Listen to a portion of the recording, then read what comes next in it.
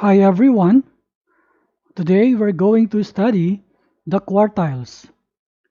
In the end, we're going to have an example how to compute the first quartile. Let us first define the quartiles. The quartiles are the score points which divide a distribution into 4 equal parts. To illustrate, I have here a line representing the distribution. The first quartile is here, denoted by Q sub 1. We say that 25% of the distribution fall below the first quartile. The second quartile is here in the middle. This is denoted by Q sub 2. We say that 50% of the distribution fall below the second quartile. The second quartile is equal to the median. The third quartile is here, denoted by Q sub 3. We say that 75% of the distribution fall below the third quartile. Let us study the formula of the quartiles.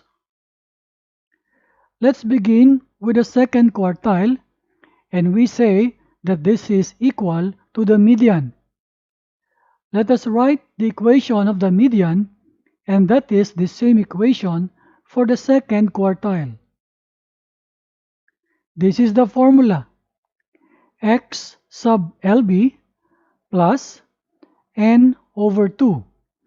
This quantity here represents 50% of the distribution, minus CF sub P, all over F times the quantity I.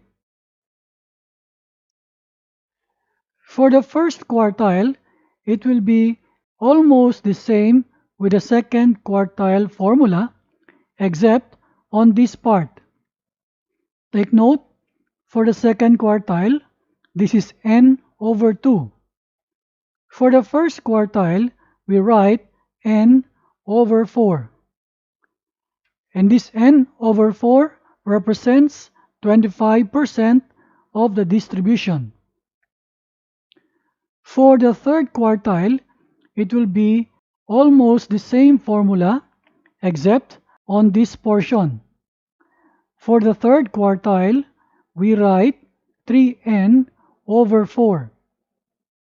This value represents 75% of the distribution.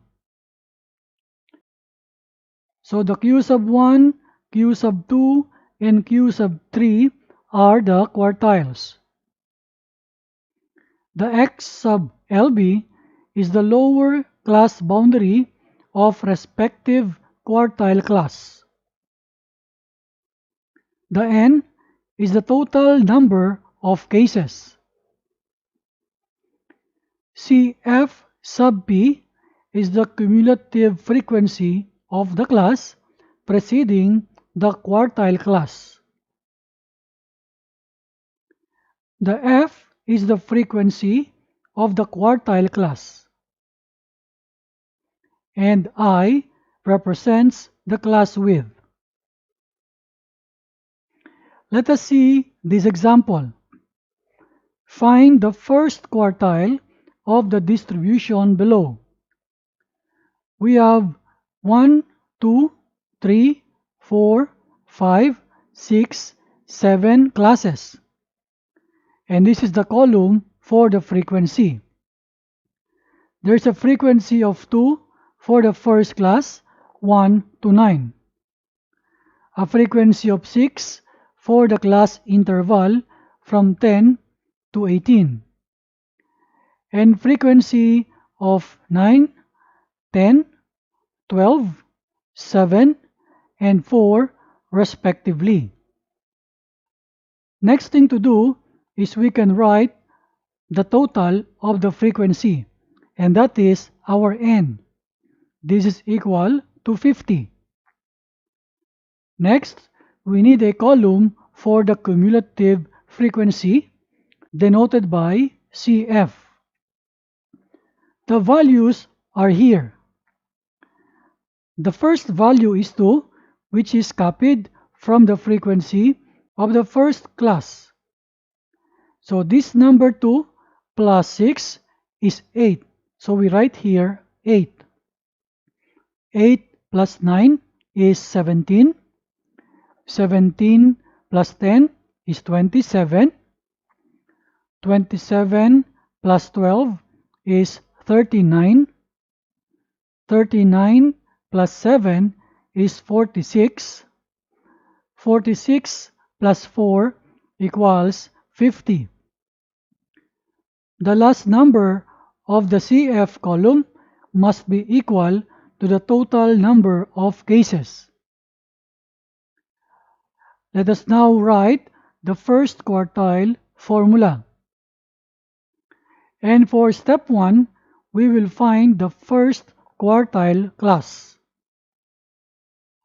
Find the value of this n over 4. The n equals 50 divided by 4, and this is 12.5. We're looking for the 12.5 item.